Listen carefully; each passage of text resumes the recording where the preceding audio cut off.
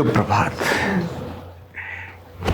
कबीरदास जी सोबत के बारे में और किसी की संगत के बारे में कहते हैं, कह कबीर उत्तम प्रकृति क्या करे सकत कुसंग, चंदन विष व्यापत नहीं लपटे रहत भुजंग। इसका अर्थ यह है कि जिन लोगों की उत्तम प्रकृति होती है उनको कुसंगति भी कोई प्रभाव नहीं डालती। जैसे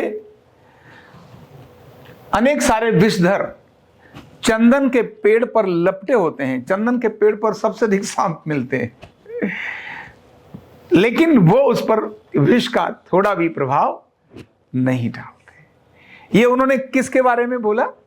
उत्तम प्रकृति के बारे में। किसके बारे में?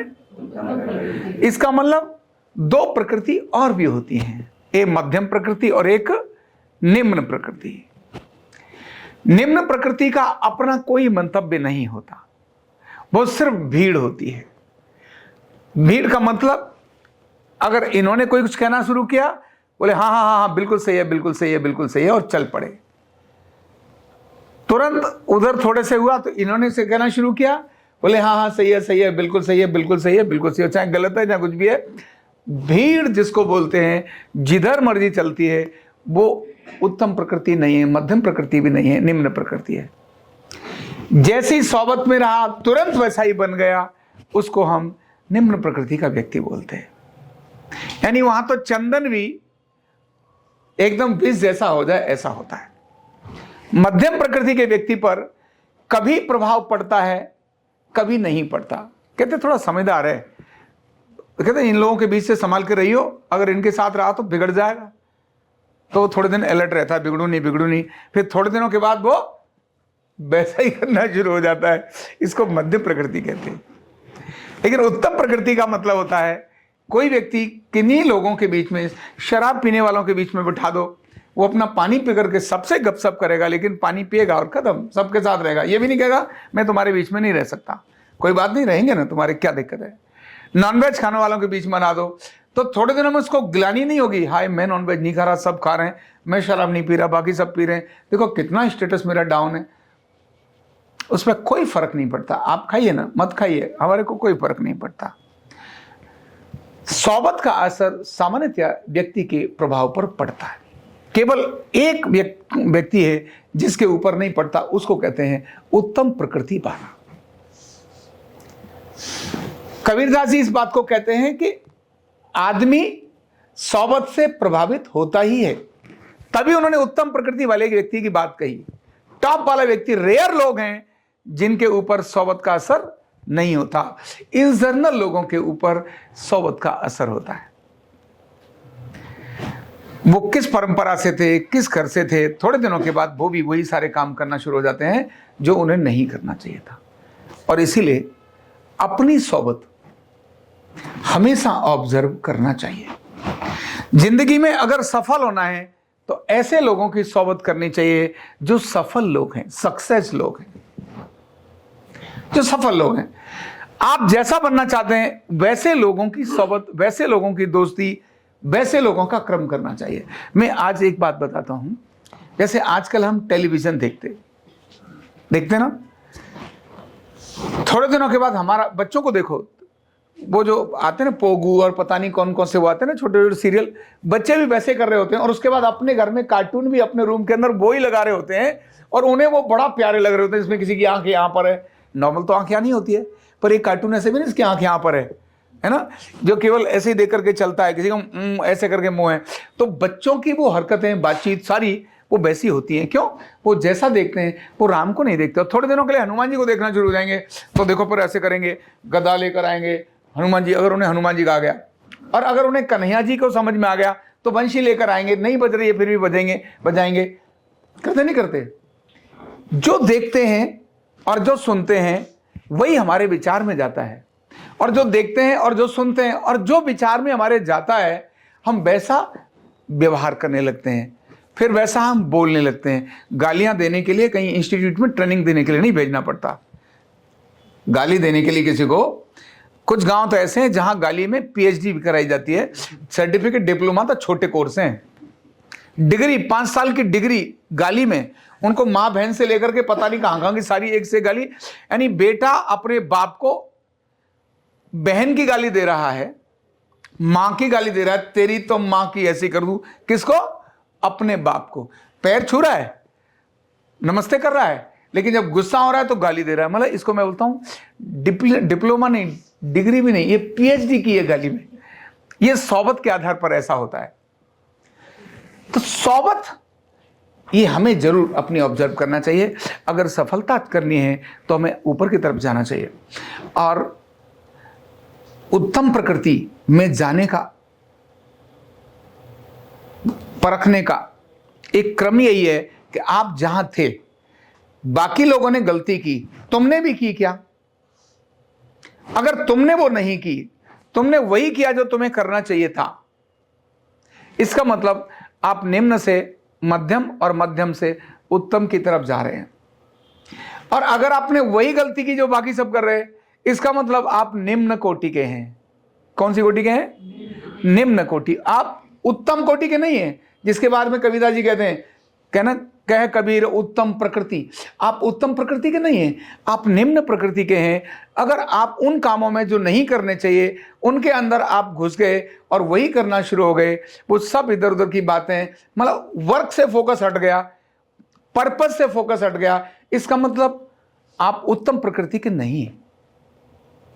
तो उत्तम प्रकृति का बनने पर चंदन बनता है। लकड़ी तो लकड़ी ही है, लेकिन चंदन की लकड़ी की कीमत सब लकड़ियों से भिन्न है।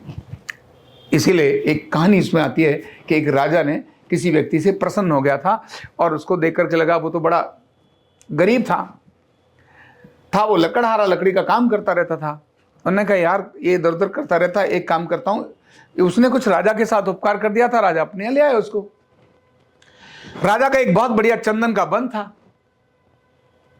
तो उसने अपना वो कहा कि भाई क्या दूं इसको, मैं इसको कुछ भी दूंगा तो समझ नहीं आएगी। तो उसने कहा ठीक है चलो तुमको मैं ये वो कहता ये देखो बहुत बड़ा बगीचा है, इसका तुमको मैं मालिक बना देता हूं। लगा बाकी लकड़ी बेचता है, 2 पैसे 3 पैसे लाता होगा, चंदन की लकड़ी है बहुत अच्छी है, अब इसमें छोटी लकड़ी भी बेचने के लिए जाएगा तो एक छोटी लकड़ी इसको 1000 रुपए की पड़ेगी।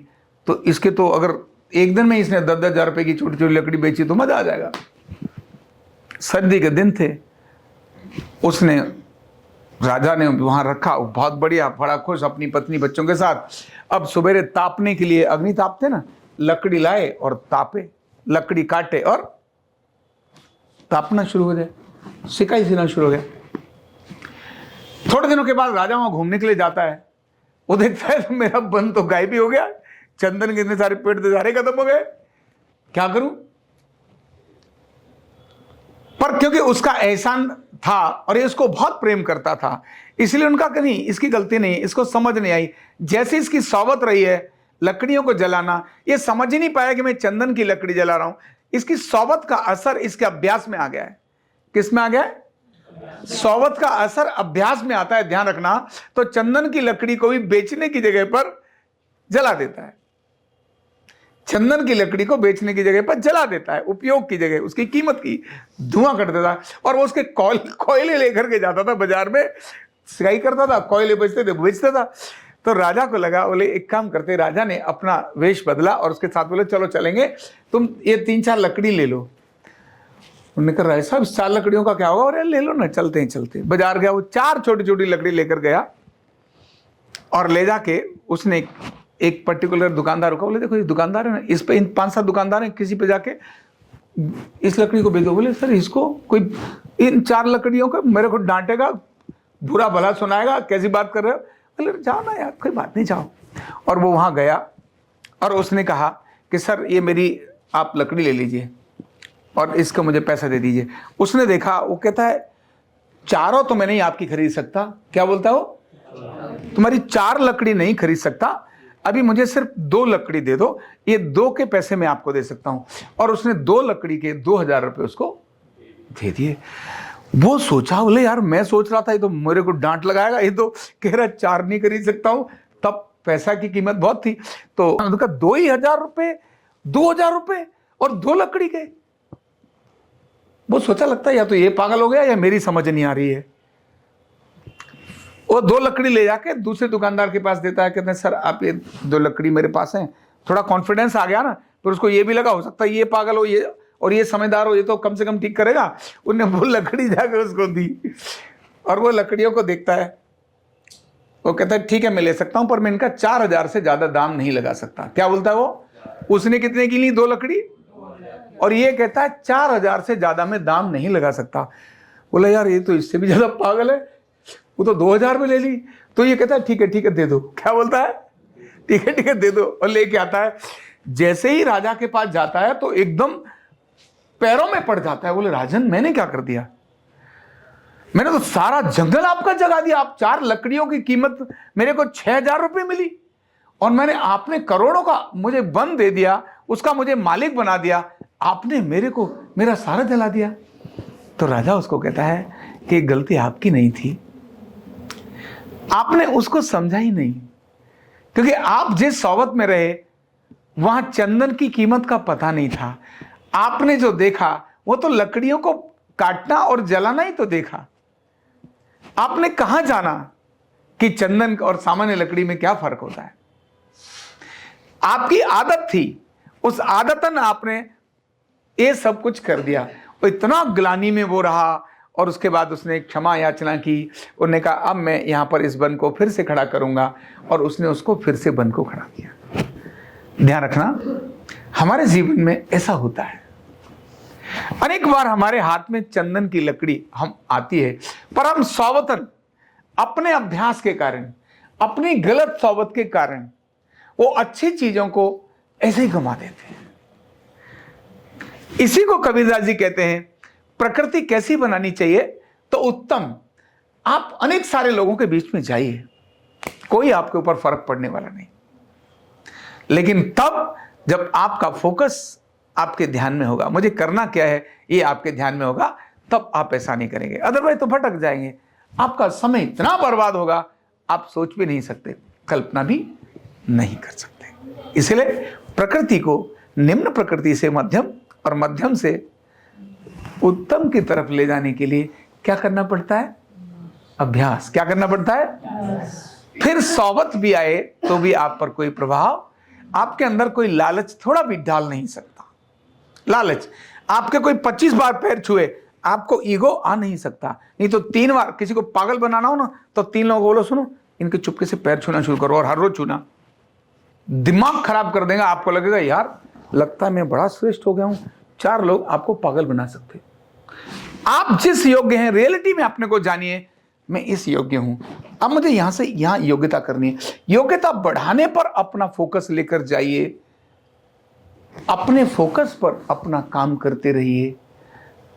आपका अभ्यास अगर ऐसा बना तो आप दिन प्रतिदिन प्रगति करते चले जाएंगे और उत्तम प्रकृति के व्यक्ति बच जाएंगे। Thank you so much. Neurotherapy का कंप्लीट कोर्स सीखने के लिए जुड़िए हमारे ऑनलाइन ट्रेनिंग प्रोग्राम से और जानिए करीब 100 बीमारियों का इलाज बिना दवा और बिना मशीन के। इस न्यूरोथेरेपी ऑनलाइन ट्रेनिंग प्रोग्राम से आप घर बैठे बन सकते हैं गवर्नमेंट सर्टिफाइड न्यूरोथेरेपिस्ट। रजिस्ट्रेशन के लिए नीचे दिए गए नंबर पर अभी कॉल करें। और हाँ, हमारे वीडियो को लाइक करना, शेयर करना और चैनल को सब्सक्राइब करना बिल्कुल भी ना भूलें। धन्यवाद।